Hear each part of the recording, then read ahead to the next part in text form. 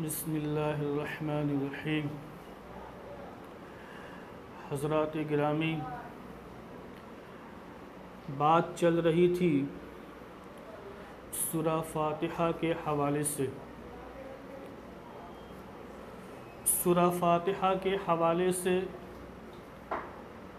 حضرات علماء کرام نے اس کی بہت ساری خصوصیات بیان فرمائی ہے۔ سورہ فاتحہ کی خصوصیات میں سے ایک خصوصیت یہ ہے کہ اس سورت کے بہت سارے نام ہیں۔ ایک قول کے مطابق اس سورت کو فاتحۃ الکتاب بھی کہا جاتا ہے اور فاتحۃ القرآن بھی اس کا نام رکھا گیا ہے۔ ام القرآن بھی کہتے ہیں، ام الکتاب بھی کہا جاتا ہے، القرآن العظیم بھی کہا جاتا ہے اور اس کے ساتھ سبع المثانی بھی کہا گیا۔ تو سورہ فاتحہ کے متعدد نام حضرات علماء کرام نے شمار کیے ہیں۔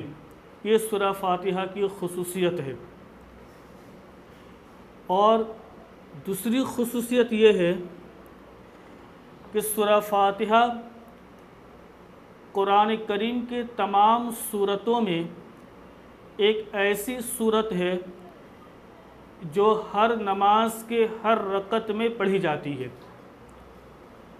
خواہ وہ نماز فرض ہو، واجب ہو، سنت ہو، مستحب ہو، ہر نماز کے ہر رکعت میں اس سورت کی تلاوت کی جاتی ہے۔ اور تیسری خصوصیت یہ ہے کہ سورہ فاتحہ کے جو کلمات ہیں وہ دعائیہ کلمات پر مشتمل ہیں۔ مثلاً کہ جب بندہ اللہ سے دعا کرتا ہے تو اس دعا کے کچھ آداب ہیں، اس کے طریقے ہیں کہ اللہ کے حمد کو بیان کیا جائے، اللہ کی تعریف کو بیان کیا جائے اور اس کے بعد اپنی حاجتوں کو اللہ کے بارگاہ میں اللہ سے مانگا جائے۔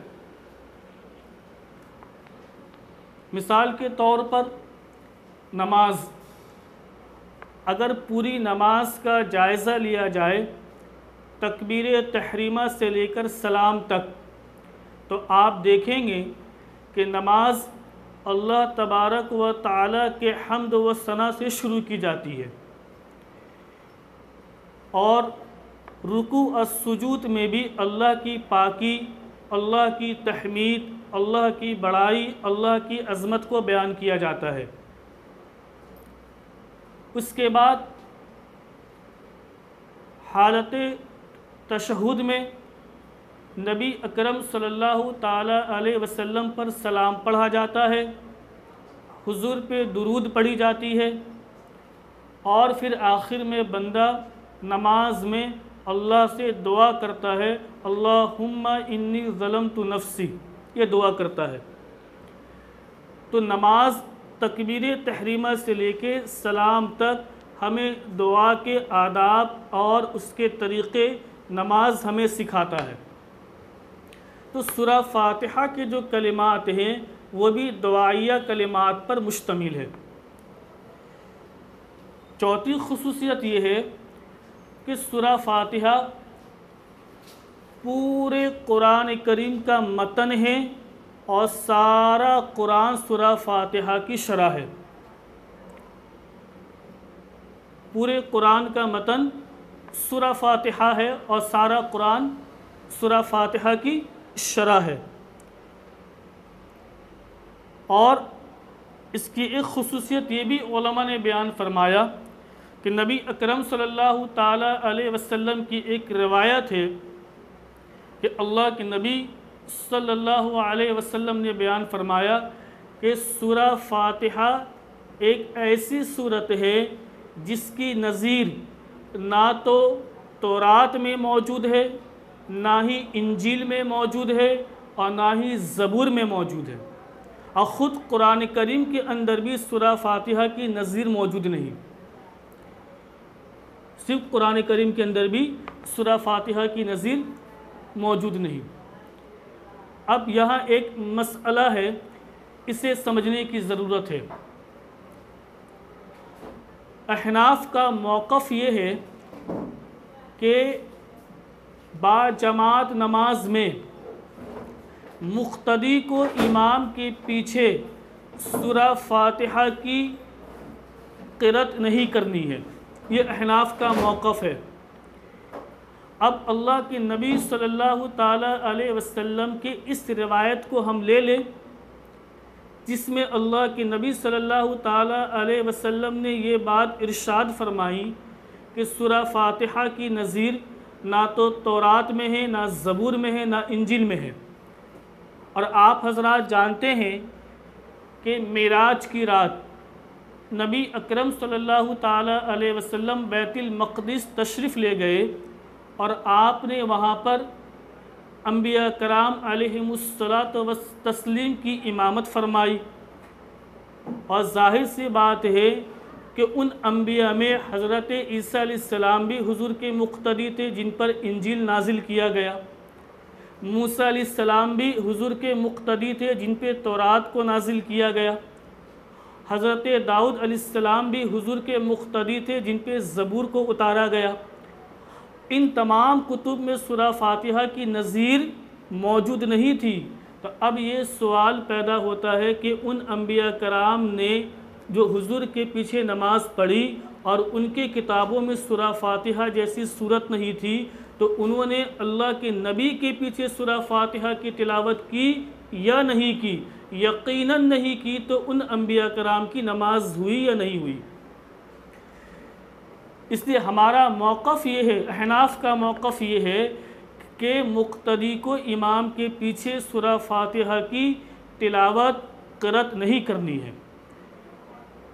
اور ایک خصوصیت سورہ فاتحہ کی یہ بھی ہے کہ قرآن کریم کے 114 سورتوں میں واحد سورہ فاتحہ ایک ایسی سورت ہے جو پورے مکمل طور پر نازل کی گئی ہے۔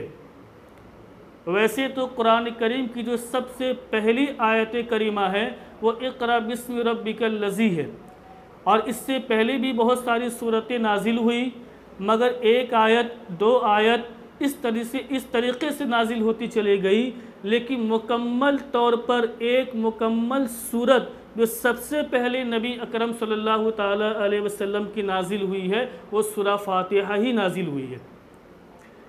تو حضرات گرامی، اللہ تعالیٰ نے سورہ فاتحہ کو بہت شرف اور مقام بخشا ہے، اور یہ سورت ام الکتاب ہے، ام القرآن ہے۔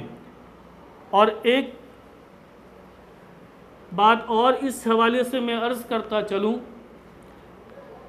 حکیم الامت حضرت مولانا اشرف علی تھانوی رحمۃ اللہ علیہ، انہوں نے لکھا ہے کتاب کے اندر کہ اگر کسی شخص کو کوئی مرض لاحق ہو جاتا ہے اور وہ سورہ فاتحہ کی تلاوت 11 مرتبہ کر کے پانی میں دم کر کے اس پانی کو پی جائے تو اللہ تبارک و تعالیٰ اس سورت کے برکت سے اسے شفا یاب کر دیتے ہیں۔ تو یہ بہت بڑی فضیلت ہے دوستو بزرگوں۔ تو سورہ فاتحہ کے جو میں نے خصوصیت بیان فرمائی ہے، انشاءاللہ آئندہ اسی سورت کے حوالے سے مزید کچھ اور باتیں آپ حضرات کی خدمت میں عرض کروں گا۔ وآخر دعوانا ان الحمد للہ رب العالمین۔